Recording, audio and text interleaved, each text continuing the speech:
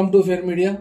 ఇవాళ మీతో షేర్ చేసుకోవాలనుకున్నటువంటి అంశాలు ఇవన్నీ కలిపితే ఒక 4 లేదా 5 అంశాలుగా కనబడతాయి. కానీ ఈ 4-5 అంశాలు భారతదేశానికి సంబంధించినటువంటి ప్రధానమైనటువంటి వర్గాలు, అంటే వర్గాలుగా మరియు మతాలుగా, కులాలుగా విభజించబడి ఉన్నటువంటి ప్రజలను పరిపాలించడానికి ఉపయోగిస్తున్న మరియు ఉపయోగించిన, రేపటికి ఉపయోగించాలనుకుంటున్నటువంటి అస్త్రాలు లేదా ఆయుధాలు ఏమిటి అంటే, ఇప్పుడు ఈ రకమైనటువంటి ఆలోచన కలిగి ఉన్నటువంటి వాళ్ళే రాజకీయంగా ఈ దేశాన్ని పరిపాలిస్తున్నారు కాబట్టి, ఇప్పటిదాకా పరిపాలించినారు కాబట్టి, ఇప్పుడు ప్రస్తుతం ఉన్నటువంటి పరిస్థితిలో మోడీ తర్వాత ఎవరు?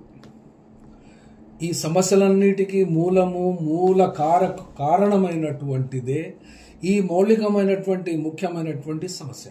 ఎందుకంటే 75 సంవత్సరాల వయసు ఈ సెప్టెంబర్ ఈ సంవత్సరం వరకు నరేంద్ర మోడీ ప్రధానమంత్రిగా అయినా కాకుండా కూడా వాళ్ళు ఒక సిస్టమ్ పెట్టుకున్నటువంటి పద్ధతిలో రాజకీయాల నుండి రిటైర్మెంట్ ప్రకటించాలి అనుకున్నటువంటి ఉపయోగించిన ఆయుధం అది అద్వానీకి వర్తించింది, మురళీ మనోహర్ జోషికి వర్తించింది, ఎంతోమంది బీజేపీలో ఉన్నటువంటి ఆర్ఎస్ఎస్లో ఉన్న వాళ్ళకందరికీ వర్తించింది. మరి ఇప్పుడు నరేంద్ర మోడీకి వర్తిస్తుందా లేదా అనే విషయం అయితే లేవనెత్తడానికి ఆయనకి కౌంటర్గా ఉన్నటువంటి ప్రధానమైనటువంటి పోటీదారుల్లో ప్రధానంగా మోడీ తర్వాత సాఫ్ట్ కార్నర్, సాఫ్ట్ ఫేస్ కనబడాలి చూడాలి అనుకుంటే ఇక్కడ నితిన్ గడ్కరీ కనబడతాడు.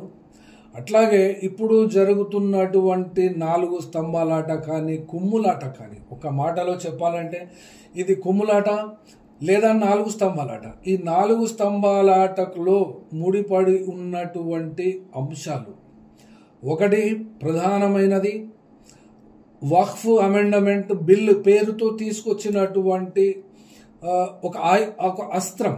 ఇది ముస్లిం యొక్క సాంప్రదాయాలను, ముస్లిం యొక్క జనాభాను, ముస్లింల యొక్క సంపత్తిని మరియు ముస్లిం యొక్క ప్రాక్టీసెస్ను, వాటిని వాళ్ళందరినీ అణగదొక్కి వాళ్లను 3rd, 4th గ్రేడ్ ప్రజలుగా ఉంచి వాళ్లకు ఉండేటువంటి ఓటు హక్కును కూడా గుంజుకోవడమే, ఓటు లేకుండా చేయడమే, వాళ్లను శరణార్థులుగా ప్రకటించాలి, వాళ్ళ యొక్క ఆ స్థితి తీసుకురావాలి అనేటువంటి అంశంలో నరేంద్ర మోడీకి కానీ, అమిత్ షాకు కానీ, ఇటు యోగి ఉత్తరప్రదేశ్ సీఎంకు కానీ, ఇటు ఆర్ఎస్ఎస్ మోహన్ భాగవత్కు కానీ, ఇందులోపట ఇమిడి ఉన్నటువంటి బీజేపీలో ఆర్ఎస్ఎస్లో పనిచేస్తున్నటువంటి ముఖ్యమైనటువంటి నాయకులు ఇండియా లెవెల్లో కానీ, ఇంటర్నేషనల్ లెవెల్లోనైతే అమెరికా హెడ్ క్వార్టర్గా ఉంటూ అక్కడి నుండి పరిపాలన సాగించేటువంటి వాళ్లే కానీ,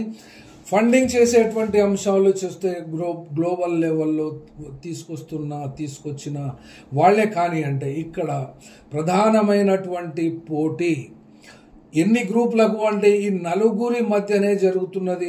ఇప్పుడు 4కి కావలసినటువంటి అంశము, చేయవలసినటువంటి వ్యక్తి నరేంద్ర మోడీ మాత్రమే.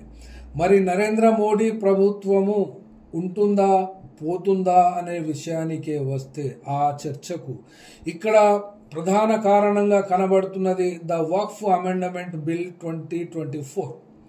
ఈ 2024 బిల్లుకు సంబంధించి ఇటీవల అనగా ఆంధ్రప్రదేశ్లోను, అటు బీహార్ నితీష్ కుమార్ ప్రభుత్వానికి వ్యతిరేకంగా అక్కడి Muslims All India Muslim Personal Law Board జాతీయ స్థాయిలో వాళ్ళు భారతదేశ వ్యాప్తంగా ధర్నా ప్రదర్శనలు చేస్తూనే, మరొక పక్క ఈ 2 ప్రభుత్వాలు అనగా ఈ 2 రాష్ట్ర ప్రభుత్వాలను నడిపిస్తున్నటువంటి టీడీపీ పార్టీకి అధ్యక్షుడైనటువంటి నారా చంద్రబాబు నాయుడు మరియు అక్కడ నితీష్ కుమార్కు సంబంధించినటువంటి అంశములో ఇక్కడ ధర్నా చేయడం జరిగింది. అక్కడ కూడా ధర్నా చేస్తే వాళ్ళు ఇంటర్నల్గా ఒక నిర్ణయము తీసుకుంటాము, ఎట్టి కోశాన కూడా ముస్లింల యొక్క ప్రాపర్టీస్ని, వక్ఫ్ ఆస్తులను పరిరక్షిస్తాం అని నారా చంద్రబాబు నాయుడు ఒక ఇఫ్తార్ విందులో పాల్గొంటూ ముస్లిం సోదరులకు ఒక ఆశ్వాసాన్ని ఇచ్చినట్టుగా వార్తలు వచ్చిన విధంగానే బీహార్ రాష్ట్రంలో కూడా నితీష్ కుమార్ ఆ రకమైనటువంటి అభిప్రాయాన్ని కలిగి ఉండి అమిత్ షాతో ప్రత్యేకమైనటువంటి భేటీ కూడా అదొక షెడ్యూల్లో ఉంది. కాబట్టి అమిత్ షా ఏదో టైంలో ఏదో సందర్భంలో అక్కడ కలుసుకొని వాళ్ళిద్దరి మధ్య ఏం మాట మాట్లాడతారు, ఏమి చర్చకు వస్తుంది అనంటే ఇక్కడ ముస్లింలు ప్రధానంగా పెట్టుకున్నటువంటి నమ్మకము ఈ ఇద్దరు ముఖ్యమంత్రుల మీదనే. కాబట్టి వాళ్ళు తమకున్నటువంటి నైపుణ్యముతో లేదా చాకచక్యముతో లేకుంటే వాళ్లకు ఉన్నటువంటి ఎన్డీఏ ప్రభుత్వములో అనగా మోడీ ప్రభుత్వానికి సమర్థిస్తున్నటువంటి ఈ యొక్క ఈ రెండు పార్టీలు ముస్లింల గురించి కేవలము ముస్లింలకు సంబంధించినటువంటి ఆస్తిని కాపాడడానికి ప్రభుత్వముతో అనగా నరేంద్ర మోడీ ప్రభుత్వముతో పంచాయతీ పెట్టుకొని తమ ప్రభుత్వము అందిస్తున్నటువంటి సపోర్టు అనగా తమ ఎంపీస్ చేస్తున్నటువంటి సపోర్టును విత్డ్రా చేసుకుంటారా లేదా, లేకుంటే వాళ్ళను నచ్చజెప్పి బిల్లును ఈ వచ్చేటువంటి ఏప్రిల్ స్టార్ట్ ఇవాళ తేదీ చూసుకున్న 4వ తారీఖు రోజు ఈ యొక్క బిల్లును పార్లమెంటులో ప్రవేశపెట్టి పాస్ చేసుకోవాలి అనుకున్నటువంటి వార్తలు వస్తున్నవి. ఈ బీజేపీ తరఫున నరేంద్ర మోడీ ప్రభుత్వము అమిత్ షా చాలా సీరియస్గా చొరవ తీసుకున్నట్టు ఇక్కడ కనబడుతున్నది. కాబట్టి మరి ఇక్కడ నారా చంద్రబాబు నాయుడు ఈ యొక్క వక్ఫ్ అమెండ్మెంట్ బిల్లును ప్రవేశపెట్టనీయకుండా తాను సొంతంగా చేయగలిగింది చేస్తారా, అసలు అతని పరిధిలో ఉందా అంటే అతను కూడా బీజేపీ అమిత్ షా చేతిలో ఇరుక్కుపోయి ఉన్నట్టుగానే ఇక్కడ కనబడుతున్నది. ఎందుకనంటే ఆంధ్రప్రదేశ్ పరిపాలనకు సంబంధించి అక్కడ బాకీ ఉన్నటువంటి రైతులకు కానీ లేకుంటే క్యాపిటల్ రీజన్కు సంబంధించినటువంటి డబ్బులు వాళ్లకు రైతులకు ఇవ్వవలసి ఉన్న ఒక ప్రధానమైన అంశం.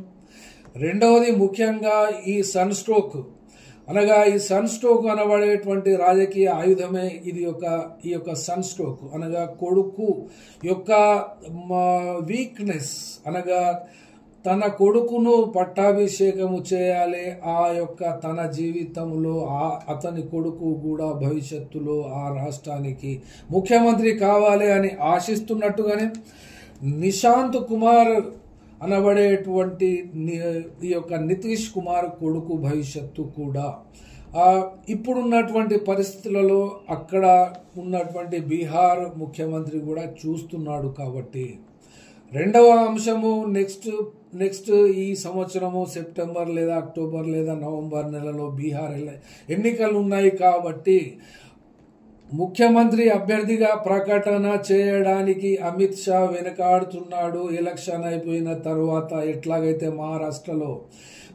మహారాష్ట్రలో ఉపయోగించుకున్నంత వరకు ఏకనాథ్ షిండేను ఉపయోగించుకుని తర్వాత తన పార్టీ అభ్యర్థినే ఇప్పుడు ముఖ్యమంత్రిగా అక్కడ పెట్టడం మూలాన నితీష్ కుమార్ కూడా అక్కడ వీళ్ళని నమ్మే పరిస్థితి కనబడతలేదు. అట్లాగే ముస్లిమ్స్ కూడా ఈ వక్ఫ్ అమెండ్మెంట్ బిల్లును సమర్థించినట్లయితే మేము వచ్చేటువంటి ఎన్నికలలో సపోర్టు చేయము అని ఘంటాపదంగా అక్కడ ముస్లిమ్స్ చెప్తున్నటువంటి కారణంగా కూడా నితీష్ కుమార్ ఆ బాధ్యతను నెరవేరుస్తారా లేదా అనేటువంటిది కూడా చూడవచ్చు.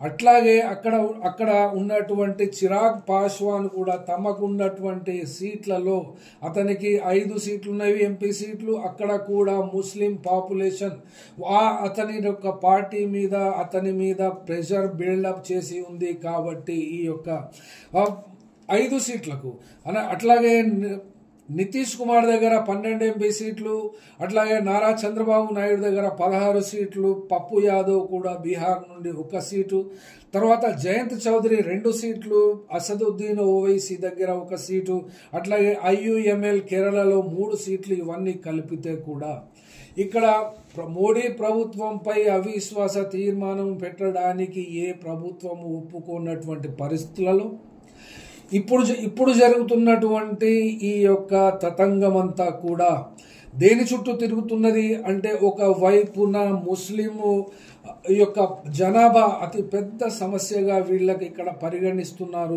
వీళ్లకు సమస్యగానే కనబడుతున్నది. కాబట్టి ముస్లింలను కంప్లీట్గా ఐసోలేట్ చేయాలి. 14.2 ఈ యొక్క భారతదేశ జనాభాలో అంటే 25 కోట్ల దాకా వస్తుంది అఫీషియల్గా ఎంత లెక్క చేసుకున్నా కూడా ఇంత పెద్ద జనాభాను అణగదొక్కడం ఏ రకంగా సాధ్యమవుతుంది అనబడేటువంటి మౌలిక సమస్య ఇదొకటి. హిందువులకు సంబంధించి ఆ యొక్క వాళ్ళనందరినీ కూడా ముస్లిమ్స్కు వ్యతిరేకంగా తయారు చేయాలి అంటే ఈ యొక్క ముస్లిం అమెండమెంట్ అనగా వక్ఫ్ అమెండమెంట్ బిల్లును ఇంప్లిమెంట్ చేస్తే వాళ్ళకున్నటువంటి 10 లక్షల ఎకరాలు మ్యాక్సిమం 9.940,000 ఎకరాలు అఫీషియల్గా వచ్చిన కాస్త ఎక్కువ తక్కువైన 10 లక్షల ఎకరాలు మొత్తం లెక్కేస్తే 1,20,000 కోట్ల రూపాయల ఆస్తుల్ని ఈ యొక్క ముస్లిం సమాజము వక్ఫ్ బోర్డు కింద రాయబడి ఉన్నటువంటి ఆస్తుల యొక్క ఇది మొత్తం అనగా ఈ వక్ఫ్ బోర్డు ఎలా వస్తాయి? ఒక వ్యక్తి తనకున్నటువంటి భూమిని కానీ తమకున్న ఆస్తిని ఏ రకంగానైనా దేవుడికి పేరు మీద అతను రాసి ఇవ్వడం వలన ఈ యొక్క ఆస్తులు వక్ఫ్ చేయబడతాయి, రిజిస్టర్ కాబడతాయి. వాటికి సంబంధించినటువంటి గెజిట్స్ కూడా ఆయా రాష్ట్ర ప్రభుత్వాలు బయటికి తీస్తారు, పబ్లిష్ చేస్తారు. కాబట్టి ఆ రకమైనటువంటి ఆస్తుల్ని వీళ్ళు కలిగి ఉన్నారు. కాబట్టి ఆ ఆస్తులతో పాటు వాళ్ళ యొక్క ఐడెంటిటీని కూడా కంప్లీట్గా వాళ్ళను ఎత్తకుండా చేయాలి, తలెత్తుకోకుండా చేయాలి, వాళ్ళను కుక్కిన పేనులాగా ఉంచాలి, వాళ్ళను ఒక గొర్రెలుగా ఉంచాలి. ఎప్పుడు పడితే అప్పుడు ఏదైనా చేసుకోవడానికి ఉపయోగకరంగా ఉండేటట్టు అక్కడ ప్రతి ఘటన లేకుండా ముస్లిం సమాజాన్ని అనగదొక్కాలి అనబడేటువంటి ఆలోచన కలిగి ఉన్నారు. అట్లాగే ఇంకొక రంగంలో చూసుకోవాలనుకుంటే ఈ ముస్లిమ్స్ కలిగి ఉన్నటువంటి ఈ 2 పార్టీలపై కలిగి ఉన్న నమ్మకానికి ఇది అగ్ని పరీక్షగా 4వ తేదీ నాడు లేదా ఈ పార్లమెంటు సమావేశాలు చివరిగా 6, 7 తారీఖుకి ఆ లాస్ట్ పార్లమెంట్ సమావేశాల లోపు ఈ వక్ఫ్ అమెండమెంట్ బిల్లు యొక్క పరిష్కారము ముస్లిమ్స్ అంటే all India Muslim Personal Law board పెట్టుకున్నటువంటి ఆశలు వమ్మవుతాయా లేకుంటే నమ్మినట్టుగా నారా చంద్రబాబు నాయుడు మరియు నితీష్ కుమార్ కలిసి లేదా విడివిడిగానైనా ఆపుతారా అనేటువంటి అంశంలో ఎవరు ఒప్పుకుంటారు ఎవరు ఒప్పుకోరు అంటే ఇక్కడ జరుగుతున్నటువంటి పోటీ నరేంద్ర మోడీ తరువాత అంతే బాధ్యతగా అంతే ప్రధానమంత్రి పదవిని ఆశిస్తున్నటువంటి వాళ్లలో ఇప్పుడు అమిత్ షాతో పోటీ పడగలుగుతున్నటువంటి వ్యక్తి ఆదిత్యనాథ్ యోగి అనగా ఉత్తరప్రదేశ్ సీఎంగా అతను ప్రధానమంత్రిగా ఎలివేట్ చేసి అతనికి ఎనలేని ప్రాముఖ్యత కలిగినటువంటి సంఘం ఆర్ఎస్ఎస్ యొక్క మోహన్ భాగవత్ ఎన్నోసార్లు యోగి సీఎంను కలుసుకుని అతనికి ప్రమోట్ చేస్తున్నట్టు ఈ యొక్క గుజరాతీ బ్యాచ్ను ఆర్ఎస్ఎస్ నమ్మడం లేదు. అప్పుడప్పుడు కలిసి ఉన్నటువంటి ఆలోచన కాబట్టి పైనే కలిసి ఉండి పని చేయడం మూలానే ఇక్కడ మహారాష్ట్రాల ఎన్నికల్లో విపరీతమైనటువంటి మెజారిటీ వచ్చిందని ఒక పక్షాన నమ్మినా కూడా అక్కడ జరిగినటువంటి ఈవీఎం మెషిన్స్ యొక్క వాటిని మ్యానిపులేట్ చేసినటువంటి దశ మొదటి నుండి కూడా ఎలక్షన్ అనగా ఓటర్ల లిస్ట్ తయారీ నుండి మొదలు పెట్టుకుంటే కౌంటింగ్ అయిపోయేంత వరకు కూడా ప్రతి దశలోనూ అక్కడ మ్యానిపులేషన్స్ ఎవరైతే ఆ యొక్క అక్కడ సంస్థకు అనగా ఇండియా కూటమికి ఓట్లు వేసేటువంటి సంఖ్య ముస్లింలను అక్కడ ఓటర్ లిస్టుల నుండి తీసివేయడం మరియు వాళ్లకు ఉన్నటువంటి అనుకూలమైనటువంటి అసెంబ్లీ కాన్స్టిట్యుయెన్సీస్ లో బయటి వాళ్లను కూడా తీసుకొచ్చి అక్కడ యాడ్ చేయడం ఇంక్లూడ్ చేయడం మూలాన సుప్రీంకోర్టులో ఫైల్ చేసినటువంటి కేసులో ఆదేశించిన విధానంగా ఈసీఐని ఆధార్ కార్డు యొక్క నంబర్ ఎంట్రీ చేయాలంటే ఆధార్ కార్డు పుట్టుగా ఎంతసేపు, ఆధార్ కార్డులు మ్యానిపులేట్ చేయడం ఎంతసేపు, ఆ విషయమే మరొక సందర్భంలో మాట్లాడుకోవచ్చు. కానీ సుప్రీంకోర్టు కూడా ఇందులోపట ఒక భాగస్వామియే కాబట్టి సుప్రీంకోర్టు తన యొక్క స్వతంత్రతను ఈ యొక్క మోడీ సర్కారు వచ్చిన తరువాత మరియు ఆర్ఎస్ఎస్ యొక్క ప్రాపకములో పెరిగినటువంటి అడ్వకేట్స్ను ఈ యొక్క కొలీజియం ద్వారా ప్రమోట్ చేస్తే హైకోర్టుల ద్వారా సుప్రీంకోర్టుకు మరియు హైకోర్టు యొక్క ధర్మాసనంలో చీఫ్ జస్టిస్ ఆఫ్ హైకోర్ట్స్ వచ్చినటువంటి స్థానాలలో కూర్చున్నటువంటి వాళ్ళు కాబట్టి ఈ యొక్క న్యాయ వ్యవస్థ కూడా కొంతమంది జడ్జిల చేత భ్రష్టు పట్టిపోయిందని చెప్పడానికి ఎలాగో సందేహించం కాబట్టి ఎన్నో సందర్భాలలో చెప్పి ఉన్నాము కాబట్టి ఇక్కడ మోడీ ప్రభుత్వము ఉన్నా లేకపోయినా యోగికి మధ్య అమిత్ షాకు జరుగుతున్నటువంటి ఆ అంతర్గత పోరాటంలో ఆర్ఎస్ఎస్ యోగి ప్రభుత్వానికి అనగా యోగిని ఎలివేట్ చేస్తున్నటువంటి సందర్భములో ఇక్కడ ఆపరేషన్ కగారు కూడా ఒక భాగం కనబడుతున్నది. అనగా ఇక్కడ అమిత్ షా అత్యంత ఇష్టమైనటువంటి హోమ్ మినిస్ట్రీని ఎలగబెట్టుకున్న తర్వాత 2014 నుండి ఇప్పటి వరకు కూడా వచ్చినటువంటి కంట్రోలింగ్ సిస్టము తనపై ఉన్నటువంటి కేసులను మాఫీ చేయించుకొని మొత్తం వ్యవస్థను భారతదేశంలో ఉన్నటువంటి డిఫెన్స్ పర్సనల్ అందరినీ కూడా చేతిలో పెట్టుకొని ఒక రకంగా ఇక్కడ నరసంహారం చేస్తూ బయట లీగల్గా ఉండేటువంటి పెద్ద పెద్ద పట్టణాలలో అనగా స్టేట్ క్యాపిటల్ సిటీస్లో ఉన్నటువంటి ముస్లిం జనాభాపై కూడా వాళ్లకు ఉండేటువంటి ఆస్తులను వాళ్ళ యొక్క ఐడెంటిటీని దెబ్బ కొట్టడం అనేది రెండు వైపులా జరుగుతూ ఉంటే మరియు మూడవ పక్షాన కూడా ఇక్కడ క్రైస్తవుల మీద కూడా మత కల్లోలాల విషయంలో కానీ పాస్టర్స్ మీద దాడులు చేయడం కానీ అక్కడ ఈశాన్యంలో జరుగుతున్నటువంటి మణిపూర్ హింసలో కూడా మణిపూర్లో జరుగుతున్నటువంటి హింస ద్వారా కూడా అట్లాగే కేరళ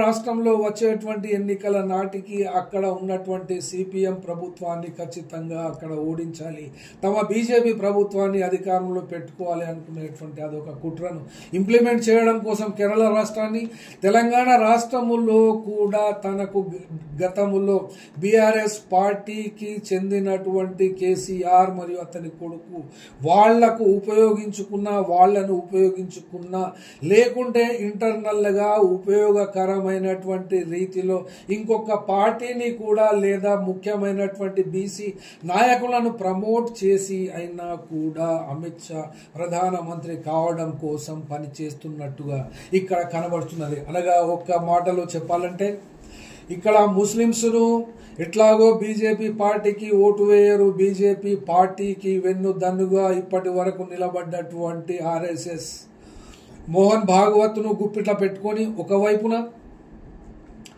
లేదా కంట్రోల్కు వస్తే పర్వాలేదు, కంట్రోల్కు రాకున్నా కూడా అక్కడ యోగి ప్రభుత్వాన్ని రద్దు చేసి ప్రస్తుతం అక్కడ డిప్యూటీ సీఎంగా పనిచేస్తున్నటువంటి వ్యక్తిని ప్రమోట్ చేసి ముఖ్యమంత్రిగా చేసి యోగిని మళ్ళీ ఎంపీగా చేయడమా లేకుంటే ఒక కేంద్రంలో మంత్రి పదవి ఇవ్వడమా అనేటువంటి పథకము ఈ వితిన్ బీజేపీ వితిన్ ఆర్ఎస్ఎస్ లోనే గత 8 నెలల నుండి నడుస్తున్నందున ఇవి ఒక సరైన సమయం కోసం వేచి చూస్తున్నట్టుగా ఇక్కడ కనబడుతున్నది. కానీ ఇవి ఎంతవరకు సమంజసము, ఎంతవరకు సాధ్యము, ఎంతవరకు అసాధ్యమైతే ఈ యొక్క మణిపూర్ హింస విషయంలో కానీ ముస్లింల యొక్క వక్ఫ్ బోర్డు విషయంలో కానీ ఇంకొక సీరియస్ విషయము కూడా ఇక్కడ వస్తున్నది.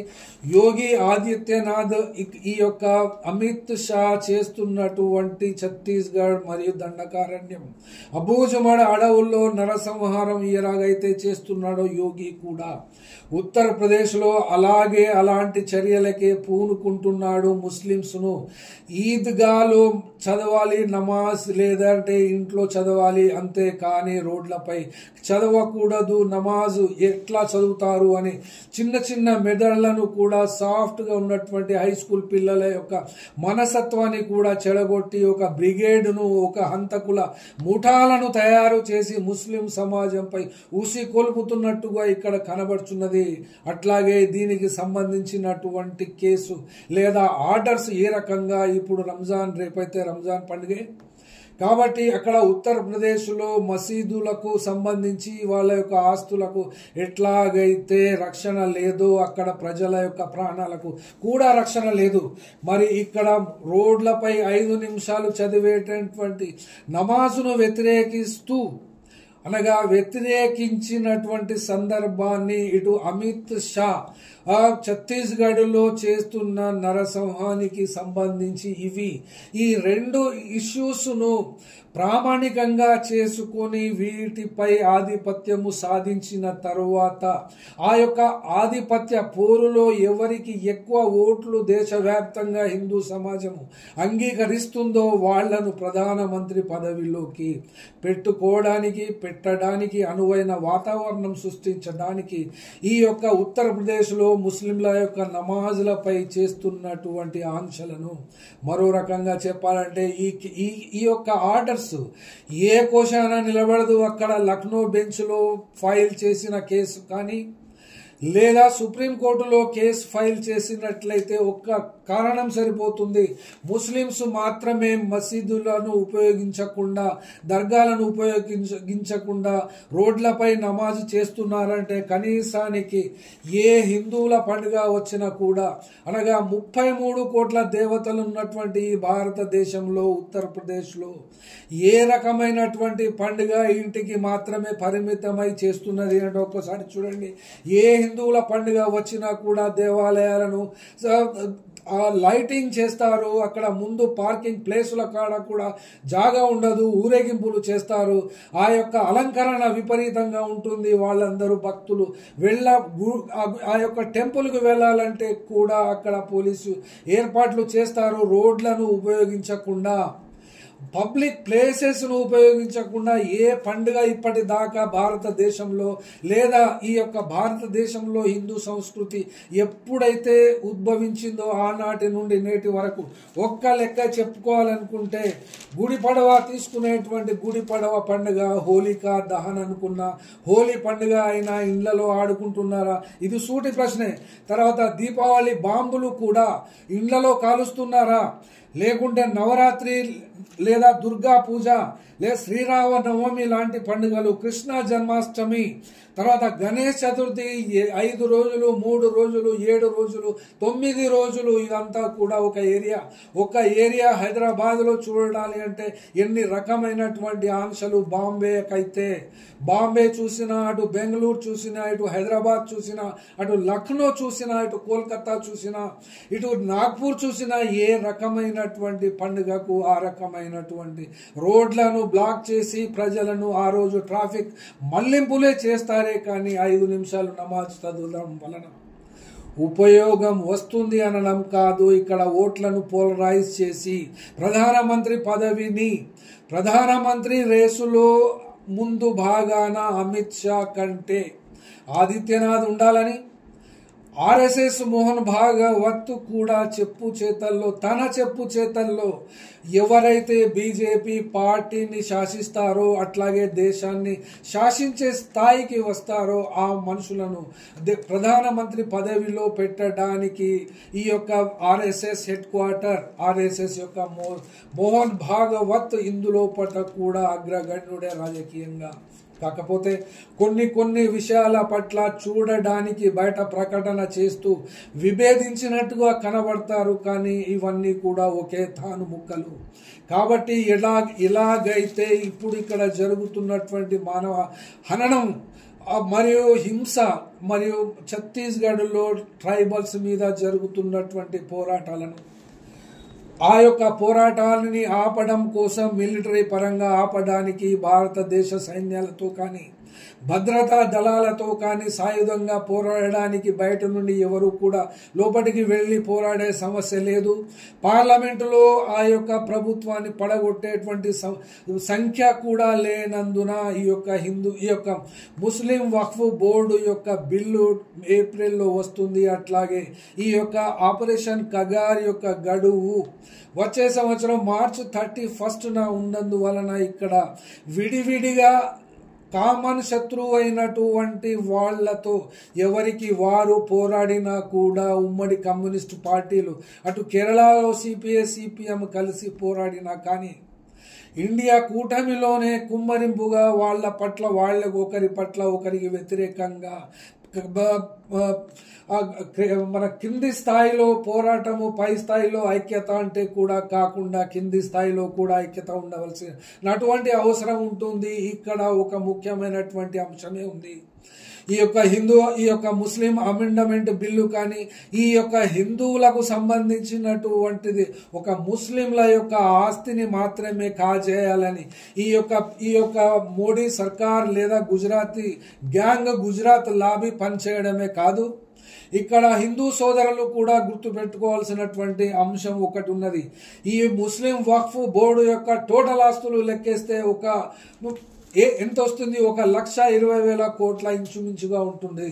కానీ ఇదే తరహా ఆస్తి కేవలం భారతదేశంలో పద్మనాభ దేవాలయంలో ఉన్నటువంటి ఆస్తి కూడా, అనగా బంగారము యొక్క కడ్డీలు పేల్చినటువంటి గదులే ఆ యొక్క పద్మనాభ ఆలయం బయట పడ్డప్పటి నుండి ఇప్పటిదాకా కూడా ఆ జరుగుతున్నటువంటి లెక్కింపు, ఆ బంగారంలో ఉన్నటువంటి వర్త్, ఇవి కూడా భారతదేశంలో ఉన్నటువంటి ముస్లింల ఆస్తులన్నిటినీ లెక్కేసిన ఒకవైపున పద్మనాభ స్వామి ఆలయములో ఉన్నటువంటి బంగారపు విలువ కూడా ఇంచుమించు సరి సమానంగా ఉంటుంది. కాబట్టి ముస్లింలు అందరూ కూడా ఈ యోగి ఆదిత్యనాథ్ నమాజ్ మీద విధించినటువంటి ఆంక్షల మీద కానీ కేసు వేయడంలో హైకోర్టులో, ఉత్తరప్రదేశ్ హైకోర్టులో మరియు అక్కడ లోకల్లో ఉండేటువంటి బెంచ్ వాటిని ఛాలెంజ్ చేసినా కూడా ఇది పోతుంది. అట్లాగే ఆపరేషన్ కగార్ ను కూడా పార్లమెంటులో లేదా క్యాబినెట్ మినిస్ట్రీస్, ఈ యొక్క క్యాబినెట్ కలిసి ఈ యొక్క ఆపరేషన్ కగార్లో మావోయిస్టులను ఖచ్చితంగా చంపేస్తామనే బిల్లు కూడా లేదు. గత వీడియోలో కూడా మేము చెప్పడం జరిగింది. ఆపరేషన్ కగారుకు చట్టబద్ధత లేదు. కాబట్టి ఈ యొక్క ఆపరేషన్ కగారు ఎవరి మీద యుద్ధాన్ని తలబెట్టింది? అమిత్ షా ప్రభుత్వము. అంటే అమిత్ షా ప్రభుత్వానికి కావలసింది అమిత్ షాకు ప్రధానమంత్రి పదవి. కాబట్టి ఇటు కమ్యూనిస్టులను ఒక వైపున చంపివేస్తూ, రెండవ వైపున ముస్లింల యొక్క సమాజాన్ని భయభ్రాంతులు చేస్తూ, అక్కడ ఉన్నటువంటి మణిపూర్లో క్రిస్టియన్స్ మీద మరొక జాతిని, ఆ ట్రైబల్స్ లోని ఉసికొల్పి అక్కడ కూడా వీళ్ళందరిపై ఆధిపత్యము చెలాయించడము కూడా ఒక భాగమే. కాబట్టి ఈ యొక్క విడివిడిగా ఎదుర్కొనేటువంటి హింసను, విడివిడిగా కామన్ గా ఉండేటువంటి శత్రువు మీద పోరాడడం కంటే ఈ అన్ని శక్తులను కలుపుకొని కోఆర్డినేషన్ చేస్తూ కామన్ గా ఉండేటువంటి బీజేపీ, ఆర్ఎస్ఎస్ శక్తులను వ్యతిరేకించేటువంటి శక్తుల యొక్క ఐక్య సంఘటనను భారతదేశ వ్యాప్తంగా ఒక ఫార్మల్ లెవెల్లోనైనా ఏర్పాటు చేసుకుని అందుకు సహకరించేటువంటి వాళ్లతో విశాలమైనటువంటి కనీసానికి 20-30 ఆర్గనైజేషన్స్ ను, పొలిటికల్ పార్టీస్ ను, రియల్ గా పనిచేస్తున్నటువంటి ఇటు క్రిస్టియన్ సమాజంలోను, ఇటు ముస్లిం సమాజంలోను, ముఖ్యంగా all India Muslim Personal Law board లాంటి సంస్థలను మరియు అంతకంటే ఇన్ఫ్లుయెన్స్ కలిగి ఉన్నటువంటి జమాత్లను కలుపుకొని పనిచేసినా కూడా, అట్లాగే సివిల్ రైట్స్ ఆర్గనైజేషన్స్ కూడా ఆపరేషన్ కగారుకు సంబంధించి మొట్టమొదటిసారిగా ఇక్కడ ఆంధ్రప్రదేశ్ ప్రభుత్వము సిపిఐఎంఎల్ పార్టీని కానీ మావోయిస్ట్ పార్టీని వైఎస్ రాజశేఖర రెడ్డి ప్రభుత్వంలో బ్యాన్ చేసినట్లుగా ఛాలెంజ్ చేయవలసినటువంటి వివిధ హైకోర్టుల్లో అవసరం ఉన్నది. అట్లాగే సుప్రీం కోర్టులో కూడా ఈ యొక్క బ్యాన్ విధింపు, అనగా సిపిఐఎంఎల్ మావోయిస్ట్ పార్టీపై విధించినటువంటి బ్యాన్ను ఇంతవరకు సిఎల్సి వాళ్ళు కానీ, పియుసిఎల్ వాళ్ళు కానీ, పియుడిఆర్ వాళ్ళు కానీ, హ్యూమన్ రైట్స్ ఫోరమ్స్ కానీ, హ్యూమన్ రైట్స్ బాడీస్ కానీ, ఇంటర్నేషనల్ హ్యూమన్ రైట్స్ వాళ్ళు ఎవరు కూడా ఛాలెంజ్ చేయలేదు. కాబట్టి ఈ యొక్క భారతదేశానికి ఆవరించినటువంటి ఈ యొక్క ప్రప్రథమమైనటువంటి శత్రువును ఓడించడంలో విశాలంగా ఉండేటువంటి శత్రువు అయినటువంటి వాళ్లతో కలుపుకొని పని చేస్తేనే వీళ్ళందరి ఈ 4-5 సంబంధించినటువంటి ఐడెంటిటీ మిగులుతుంది. ఇందుకు ఇంకొక విషయము కూడా ఉంది. సిక్కు సోదరులు కూడా భారతదేశంలో వాళ్ళు ఎంఎస్పి గురించి పోరాడుతున్నారు. పంజాబ్, హర్యానా మరియు ఢిల్లీ, ఉత్తరప్రదేశ్ లాంటి ఏరియాల్లో వాళ్ళు భూములను కలిగి ఉన్నారు. కాబట్టి ఎంఎస్పి ఇవ్వడానికి అంగీకరించకుండా వాళ్లపై కూడా దౌర్జన్యాన్ని ఉపయోగిస్తున్నది మోడీ ప్రభుత్వము. కాబట్టి ఇవన్నిటినీ కూడా సామాన్యమైనటువంటి సమస్యలను అనగా టెక్నికల్ గా ఇష్యూస్ ను తీసుకొని వచ్చి ఈ యొక్క కులాలను ఈ యొక్క మతాలను అనగదొక్కి ఆర్ఎస్ఎస్ కు ఆధిపత్యం వహిస్తున్నటువంటి చిత్పావన బ్రాహ్మణులే. అనగా బ్రాహ్మణులకు ఇప్పటి వరకు ఆర్ఎస్ఎస్ పుట్టినప్పటి నుండి ఇప్పటి వరకు చిత్పావన బ్రాహ్మణులే దానికి అధిపతులుగా పనిచేస్తున్నందువలన వాళ్ళ స్థానంలో ఎవరినైనా నియమించగలరా అంటే ఇక్కడ సూటిగా స్పష్టంగా చెప్పాలనుకుంటే 2 విషయాలే వస్తాయి. ఈ ముస్లింలు అంటే కూడా ఈ బ్రాహ్మణులకు పడదు, క్రిస్టియన్స్ అంటే కూడా బ్రాహ్మణులకు పడదు, ఈ యొక్క అట్లాగే సిక్కులు అంటే కూడా బ్రాహ్మిన్స్ కు పడదు. మరి ఎవరికి పడుతుంది అంటే ఈ బ్రాహ్మణ్స్ ఉన్నదంతా ఈ భారతదేశంలో అని ఒక్కసారి దయచేసి లెక్క చూడండి. ఈ యొక్క బ్రాహ్మణులు భారతదేశాన్ని శాసిస్తున్నారు 5000 సంవత్సరాల నుండి అనబడేటువంటి నమ్మేటువంటి అంబేద్కరిస్టులైనా లేకుంటే దళిత మేధావులైనా లేకుంటే ఈ దళితులలో కూడా అనగా ఎస్సీ క్యాస్ట్ ను క్లెయిమ్ చేస్తున్నటువంటి హిందూ సాంప్రదాయాన్ని పాటిస్తున్నటువంటి ఎస్సీస్ కానీ అటు క్రిస్టియానిటీని ప్రాక్టీస్ లో పెట్టినటువంటి ఎస్సీస్ కానీ ఇటు బుద్ధిజాన్ని ప్రాక్టీస్ లో పెట్టినటువంటి ఎస్సీస్ కానీ ఈ యొక్క శాస్త్రీయతను అంబేద్కరిజం యొక్క శాస్త్రాన్ని మార్క్సిజం తోటి జోడించినటువంటి మేధావులు కానీ వీళ్ళందరి జనాభా లెక్కేసినా కూడా ఇవన్నీ మతాల మీద ఇవన్నీ కులాల మీద ఆధిపత్యం వహిస్తున్నటువంటి బ్రాహ్మణ కులం ఉత్తరప్రదేశ్ జనాభా మొత్తములో కూడా 12% మాత్రమే ఉన్నది. అనగా ఉత్తరప్రదేశ్ జనాభాలో 12%, ముస్లిం జనాభా భారతదేశంలో 12%. చెల్లు చిట్టికి చిట్టి కాదు ఇక్కడ తీసివేయడానికి. అట్లాగే రెండవ రాష్ట్రం వస్తుంది ఉత్తరాఖండ్. ఈ ఉత్తరాఖండ్ లో 20% ఉంది బ్రాహ్మణులది. ఈ 20% ఉత్తరాఖండ్ లో కలిగి ఉన్నటువంటి ఈ యొక్క బ్రాహ్మణ ఆధిపత్య సమాజము మరియు ఆ రాష్ట్రములో ముస్లిములకు కామన్ సివిల్ కోడ్ ను అక్కడ ఎగ్జిక్యూట్ చేస్తున్నట్టుగా అక్కడి ప్రభుత్వము ప్రకటిస్తున్నది. అక్కడ ప్రాక్టీస్ చేయాలనుకున్నప్పుడు అక్కడ ఉన్నటువంటి ముస్లిం సమాజము కూడా ఈ రకమైనటువంటి ఒత్తిడిని ఎదుర్కొంటున్నది. అట్లాగే హిమాచల్ ప్రదేశ్ లో 14% బ్రాహ్మణులు ఉన్నారు. అట్లాగే న్యూఢిల్లీలో 12%, జమ్మూ అండ్ కాశ్మీర్ లో 11%. ఇక దక్షిణ భారతదేశంలో ఈ యొక్క ఆర్ఎస్ఎస్ ప్రభావానికి రానటువంటి రాష్ట్రాలు దక్షిణ భారతదేశం మాత్రమే. ఇక్కడ దక్షిణ భారతదేశంలో బ్రాహ్మణులు ఎంత పర్సెంటేజ్ అంటే ఏపీ, తమిళనాడు, కేరళలో 1% మాత్రమే ఉన్నారు. అట్లాగే భారతదేశ వ్యాప్తంగా చూస్తే 5% బ్రాహ్మణులే.